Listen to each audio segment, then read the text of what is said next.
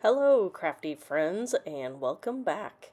Today I am sharing my first process video with you for my first opening page of my December daily for 2023. So here I am. The background of this page is a background of 49 in Market Foundations paper, and the black is a smaller mat, also from 49 to Market. I did go ahead and gut the paper so I can use that somewhere else within the project. And then the main focus, this piece here, is also from 49 to Market. And of course the cute little picture of my grandson's nativity scene that he received as a baby gift this past year. And so here I am starting to create my title, which is going to be the reason for the season. These green glitter alphas are very, very old from my stash, and I'm glad to finally get at least a little bit of them used. And what I'm placing them on right now is just a clear backer from leftover sticker sheets, and I like to use those just to help me figure out my placing and spacing of my alphabets before I go ahead and glue them down. And then I didn't have enough letters to create both reason and season, and so for the word reason, I found a Pink Fresh Studio green alpha, puffy alpha, that was in my stash from a few years ago. And then some of these black letters, I'm going to spell out the smaller words, the, for, and the, to add in for my title. And here I am, let's see, just getting each of these, and I'm going to start testing out the spacing to see how I want those to fit on my page. So this year with a grandson living with us, we didn't have time to get a whole lot of decorations out. And we were just pretty busy with a 9-month-old here in the house. So we didn't get our traditional nativity scene out. And so I thought this was a good alternative this year and thought I would make sure to document that within our December daily. So here I am flipping through to see what kind of ephemera I might want to use. This is a booklet that I made, and how I store a lot of my 49 and Market ephemera. And I will try and add a link to a video I did for Memory Bound Scrapbook Store, which is a local scrapbook store here in town. And I went through the process of how I create these books. So if I can figure that out, I will try and add a link to that video. If not, please go to memorybound.com, and I will make note of the date down below of when I was there. It was sometime in December. And go ahead and check them out. If you like to go shopping, they're a great place to shop here if you live locally here in Iowa, or they do ship within the United States as well. So here I am. I'm picking out some, see if I want to add some rub-ons from 49 to Market to my design here. I've pulled out several chipboard pieces and some of the ephemera, and just trying to see how I want to go ahead and decorate this design here. So I am going to use one of these colors of lace rub-ons, and I do decide to go with the black. So I cut those off. I find it easier for me to cut up my rub-ons as I go, as I want to use them. I'm always afraid I'm going to, get a rub-on in a place that I don't want it to be. So that's just what's easiest for me. And my picture wasn't quite 6 inches across, and so I did cut a tiny little piece of black scrap to go on the side of my picture just to kind of fill that gap for the design.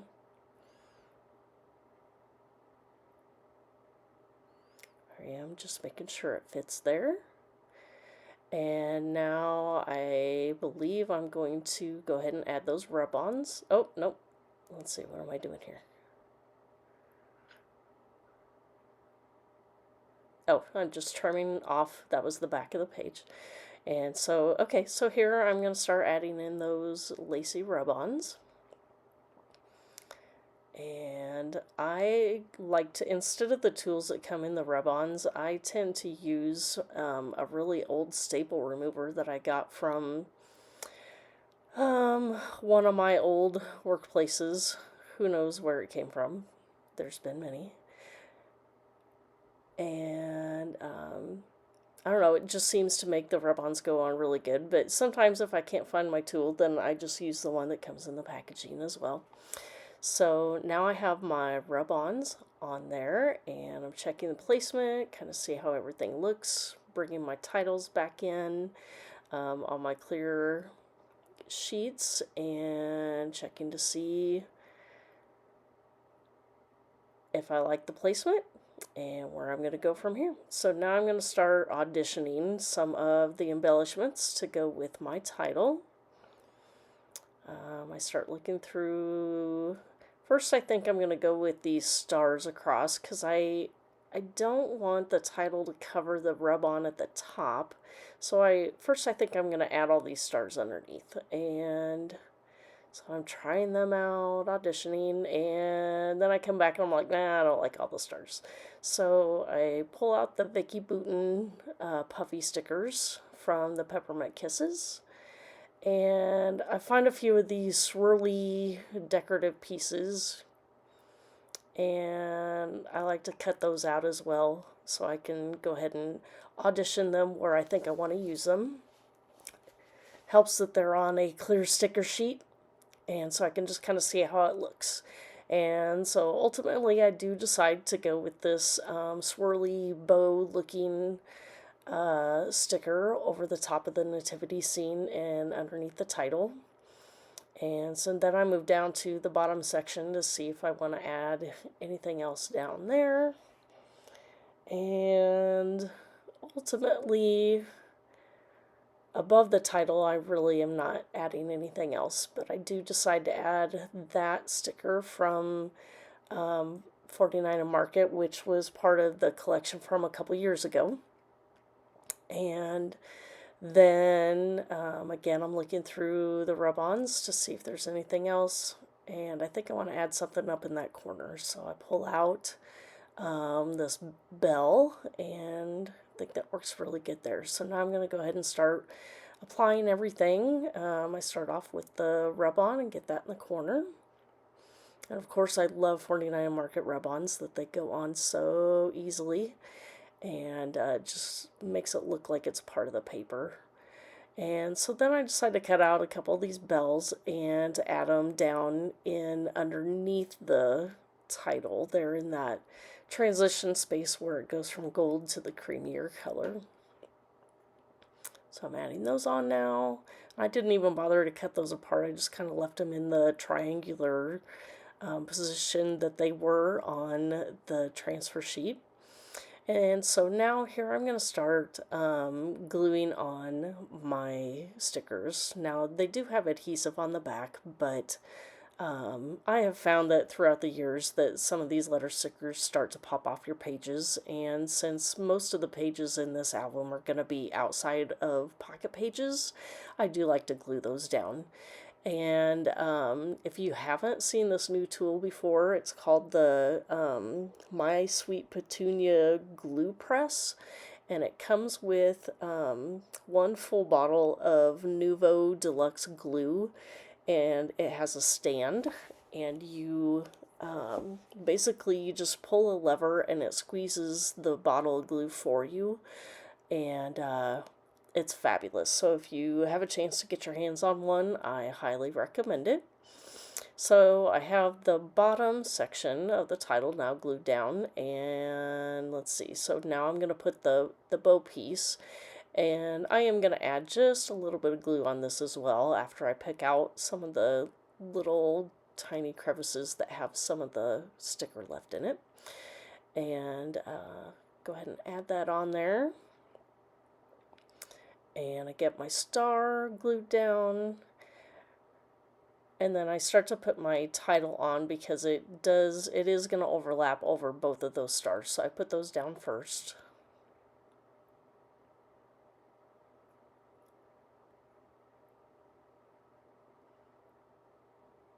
And now I'm going to get to the lettering for reason. And again, these do usually stick pretty good as well, but again, I do want to make sure that they are really stuck down.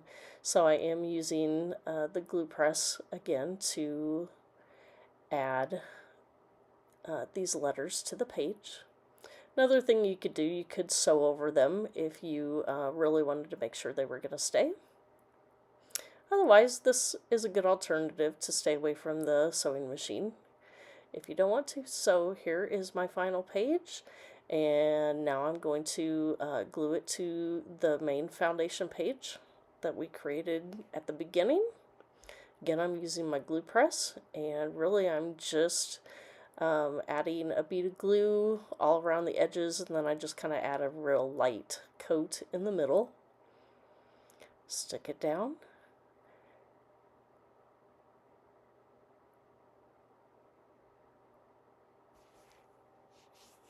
And getting that last piece in there. And let's see, I'm checking out a few to see if I'm going to add anything else, and I think that's it. So thanks for visiting. We'll see you next time.